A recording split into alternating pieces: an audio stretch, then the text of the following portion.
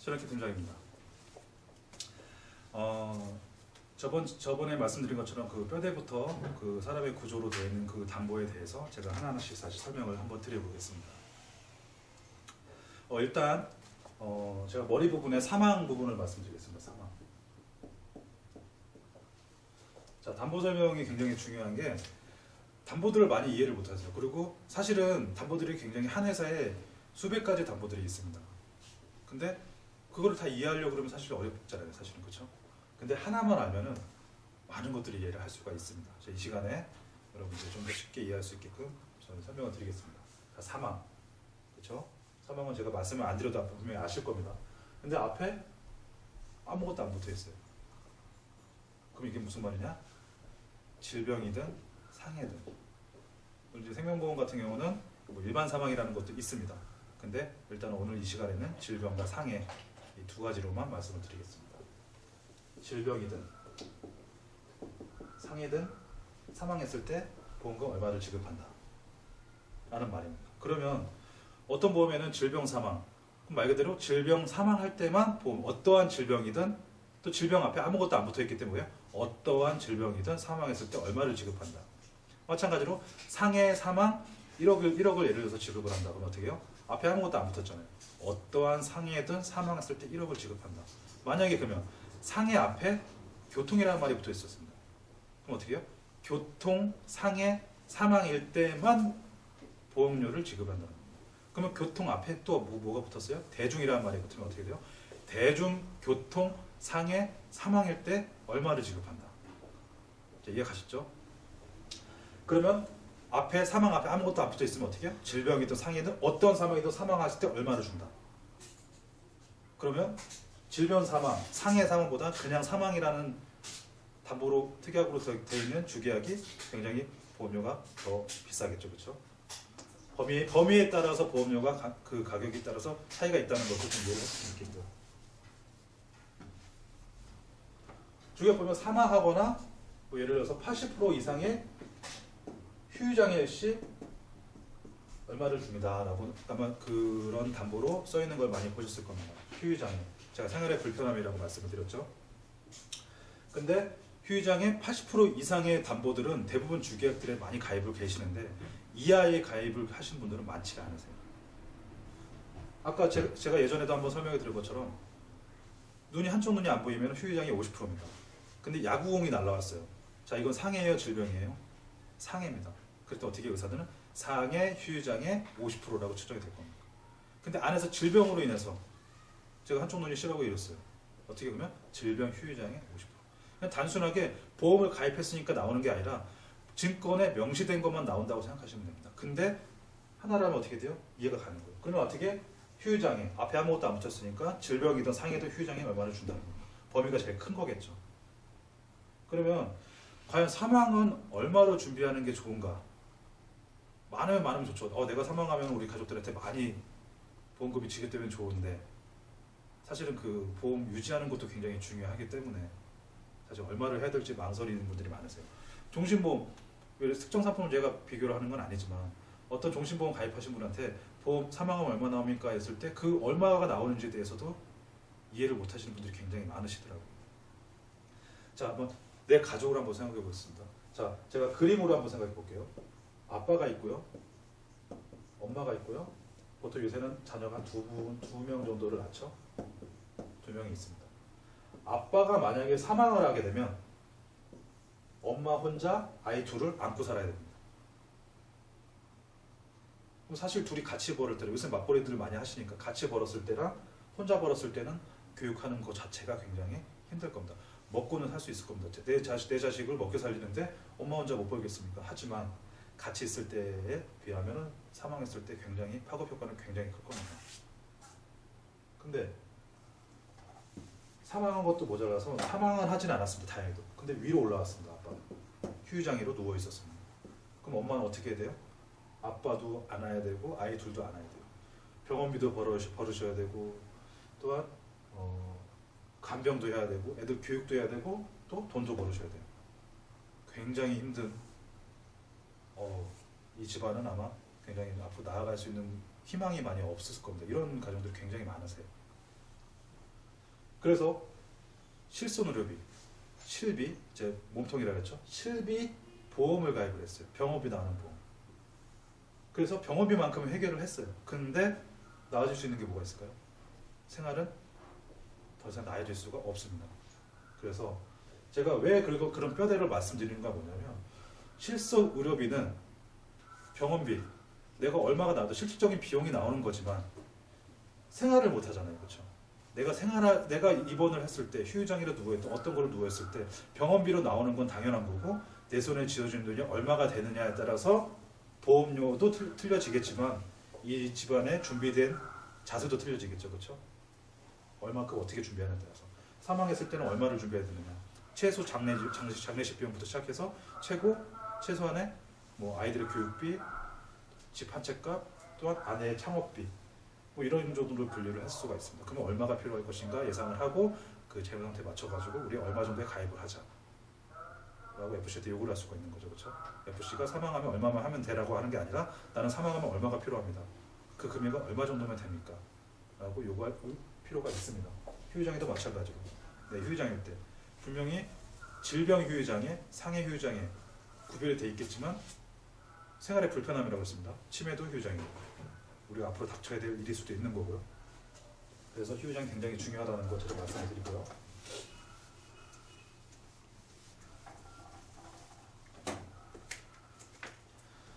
자, 몸통입니다. 병원비 100세. 어떤 분들이 그런 얘기 하시더라고요. 실손 의료비를 가입을 해놓고 나서 이것도 나와요, 저것도 나와요, 이것도 나와요, 저것도 나와요, 막 이런 말씀을 많이 하시는데, 실손 의료비의 정의가 뭐냐면요, 치료의 목적으로 병원에서 치료를 받았을 때만 지급이 됩니다. 검사의 목적이 아니라 치료의 목적일 때만 정의는 그렇게 지급이 되게끔 돼 있습니다. 근데 실손 의료비가 100세. 제가 하나의 예로 예를 좀 시켜드리겠습니다. 제가 2010년 12월에 맹장 수술을 했습니다. 그래서 통원을 했죠. 처음에는 이게 맹장인지는 사실 처음엔 모르니까 통원을 해서 초음파 검사를 하다 보니까 맹장입니다 라고 그게 진단을 받았어요. 그래서 이제 큰 병원으로 옮겨서 이제 거기서 이제 CT를 찍고, 그리고 이제 다음날 수술을 들어갔는데, 그리고 나서 마지막 날 태어났을 때 제가 보험료를 내야 되니까 그 안에는 영수증을 보시면 아시겠지만 급여가 있고 비급여라는 게 있습니다. 급여는 의료보험 혜택을 받는 부분이고, 비급여는 의료보험 혜택을 안 받는 거고, 결국 두 개를 합쳐서 나중에 환자 본인 부담금, 실질적인 비용이잖아요. 그렇죠? 얼마가 나올지 모르겠지만 결국은 내가 계산을 하는 부분, 이 부분이 치료의 목적으로 치료를 했다면 실손 의료비에서는 지급이 되는 겁니다. 저 같은 경우 맹장이었으니까 어디서 나왔겠어요? 질병 입원 의료비.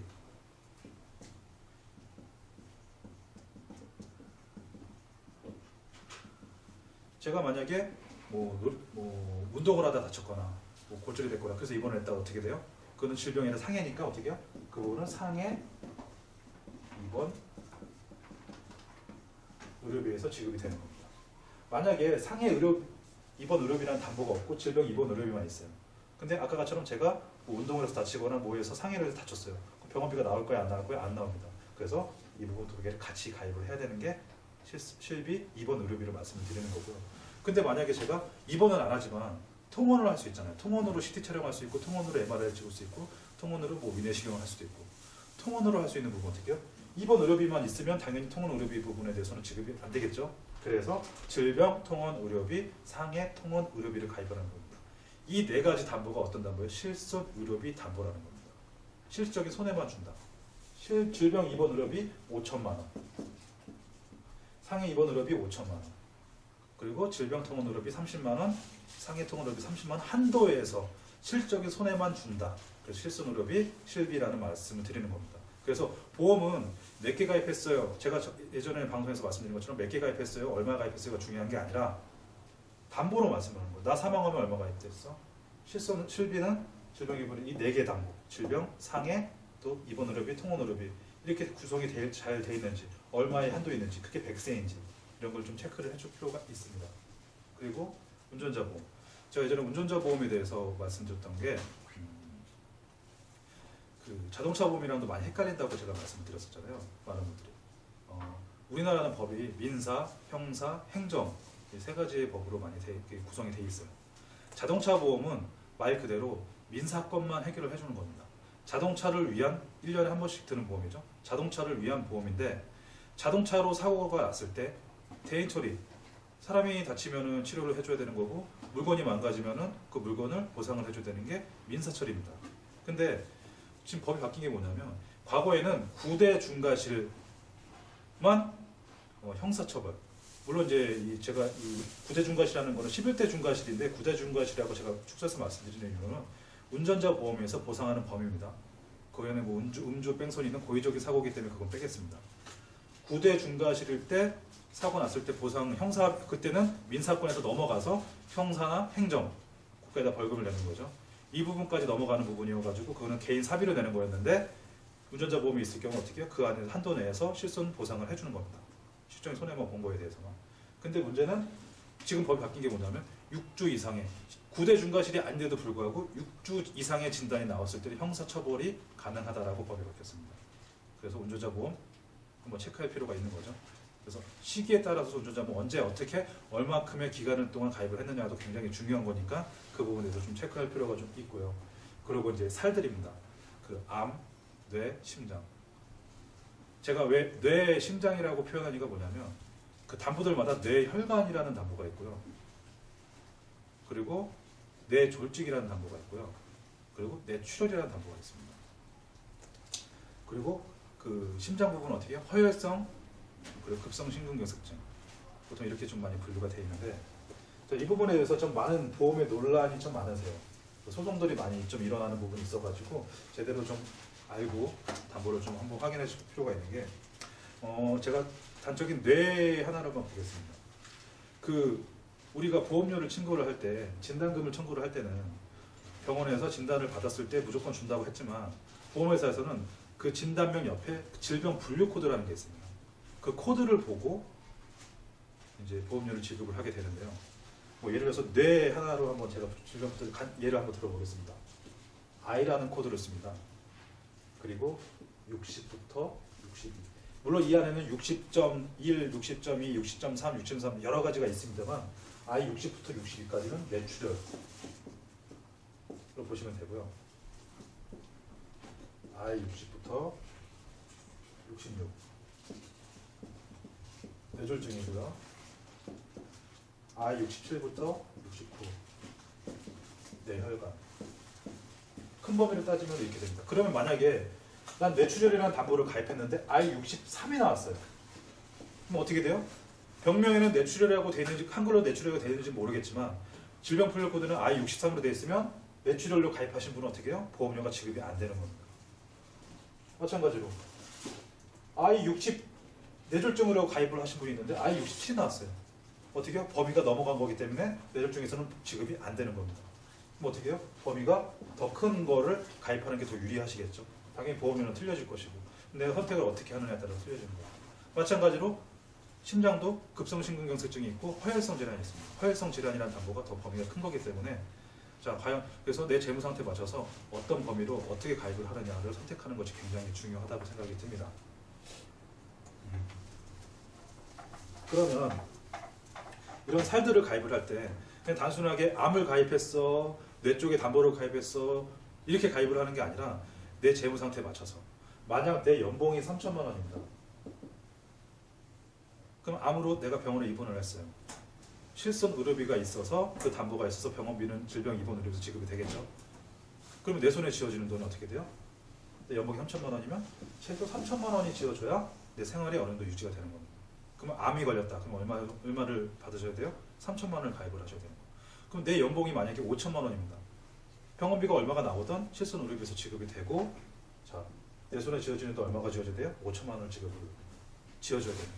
그럼 3천만 원 가입하신 분이랑 5천만 원 가입하신 분이랑 보험료는 틀리겠죠. 그렇죠? 내 재무 상태에 맞게끔 가입하는 예 중에 하나입니다.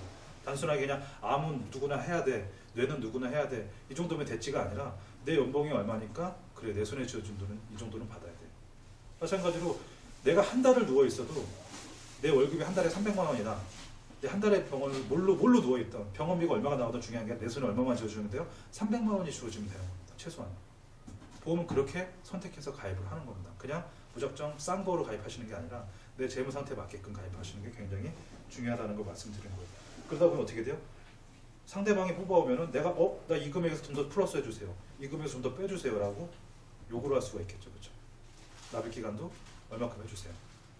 그렇게 요구를 할 수 있는 분이어야만이 제대로 된 보험 상담을 받으신 거고 제대로 된 보험을 가입할 수 있다는 거를 제가 말씀을 드리는 겁니다.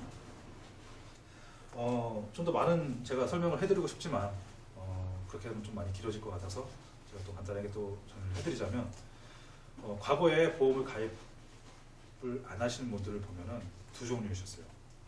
보험에 대해서 지식이 당연히 없으시거나 이런 식인 거죠. 아니면 보험의 이해를 잘 못하시는 분들, 그리고 돈이 없으신 분들. 사실은 먹고 살기 많이 힘드시다 보니까. 근데 힘든 건 계속 힘듭니다. 제가 말씀드렸지만 재무 상태에 맞게끔 많이 하는 것도 중요하지만 내가 유지하는 것도 굉장히 중요하기 때문에 내 재무 상태게끔 어떻게 재무 상태에 맞게끔 해야 되는지 대해서 어느 정도 이해를 하시고 또 이게 또한 좀 더 이해를 하고 싶으면 당연히 좀 질문을 던지고 그만큼 또 FC님도 그만큼 상담을 해주셔야 되는 게 맞는 거고 그런 식으로 이해를 했을 때 정말 최고의 보험이 나오지 않을까. 그리고 내가 만약에 현재 재무 상태가 이래서 이렇게 가입을 했지만 향후 내가 좀 더 좋아졌을 때, 내 재무 상태가 좀 좋아졌을 때 얼마를 어떻게 어떤 걸 더 추가를 해야 되는지 알잖아요, 그렇죠? FC님도 만나면 나 암이 3천만 원이었는데 지금 연봉이 그 당시는 3천만 원이었는데 지금은 연봉이 5천만 원이야. 어떻게? 암 2천만 원 더 추가를 해줘. 이렇게 요구할 수가 있는 겁니다. 근데 그 모든 조건도 어떻게 돼요? 건강하다는 조건이어야지 가입이 가능한 겁니다. 그래서 항상 보험 가입할 때는 어떻게 가입해야 된다고요? 마지막 보험이라고 생각을 하시고 보험을 가입하시는 것이 굉장히 현명하다 제가 말씀드리는 거고요. 한쪽에 몰리는 것이 아니라 골고루 사람의 형태를 갖추게끔 보험을 가입하시는 걸 굉장히 유의하실 겁니다. 그래서 가끔 그런 분들이 있어요. 생명보험은 중복이 되고 손해보험은 중복이 안 된다. 뭐 이렇게 말씀하시는 분들이 좀 가끔 계신데 아까 말씀드린 실손, 실질적인 손해만 보는 실손 보상을 해주는 것들은 중복이 안 됩니다. 비례보상이라고 그러죠. 하지만 정액보험, 이런 암이나 뇌나 사망이나 정해진 금액 있잖아요. 뭐 걸리면 얼마 나온다. 딱 정해진 거. 그렇죠? 그건 어떻게 해요? 정해진 금액. 그래서 정액보험이라는 거. 그런 정액보험들은 회사와 상관없이 그 보험 개수와 상관없이 다 정액으로 중복으로 보상을 받는 겁니다. 그러니까 뭐 어떤 거는 중복이 되느니 어떤 거는 중복이 안 되느니 이런 개념을 실손에 대한 실손 비용에 처리되는 것들은만 중복이 안 된다는 거 이해만 하신다면 나머지는 다 중복이 되는 것들이니까 그렇게 이해하시면 정말 좋겠습니다. 자, 오늘은 여기까지만 하시고요. 다음에는 좀 더 또 디테일하게 또 설명할 분들이 많으니까 좀 기대해 주시고요. 또 미흡하지만 저희 강의를 들어주셔서 정말 감사합니다. 감사합니다.